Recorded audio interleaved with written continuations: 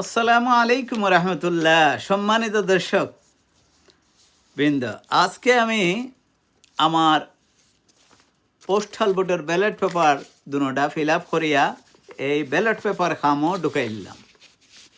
ঢুকাইয়া সিলগালা করে নিলাম। সাথে আমার ঘোষণাপত্রর ফর্মটাও, যেটা আমি আগেও ফিল আপ করে নিয়েছি, এটা একসাথে ব্যালট পেপার খামোর বাইরে রাখিয়া এই হলুদ খামো ঢুকাইয়া, এই ফেরত খামো ঢুকাইয়া সিলগালা করে নিলাম। ইনশাআল্লাহ এখন আমি এটা পোস্ট অফিসে নিয়ে পোস্ট করিলিম অথবা পোস্ট বক্সও ছাড়ি দেব। আশা করলাম যথাসময় বাংলাদেশে গিয়া এই আমার ভোটটা পৌঁছিব। আর একটা কথা, অনেকে কইরা এই ব্যালট পেপারটা বিদেশে যেগুলো আইসে পোস্টাল ভোট অনেকটা জালিয়াতি হয়ে যাওয়ার সম্ভাবনা আছে। তবে আমি যেভাবে ভোট দিলাম, এই যে পোস্টাল ভোট বিডি অ্যাপে গিয়া এই কিউআর কোডটা স্ক্যান করতে হয়েছে, এরপরে ভোট দেওয়ার আগে আবার দুইবার আমার সেলফি উঠাইতে হয়েছে, বিভিন্ন অ্যাঙ্গেলে সেলফি উঠাইতে হয়েছে।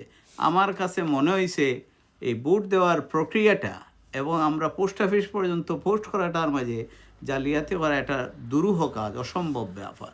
কেউ যদি কি খুব জেনিয়াস তখন হলেও কেউ করতে পারবা, তো আমার মনে হয়েছে এটা সম্ভব নয়। তবে বাংলাদেশে যাওয়ার পরে রিটার্নিং অফিসারের কাছে যাওয়া পরে অথবা বাংলাদেশের পোস্ট অফিসে যাওয়ার পরে কী হইব এটা তো আর আমরা কইতে পারলাম না। যাই হোক, আশা করি ঠিকঠাক মতো যাইব।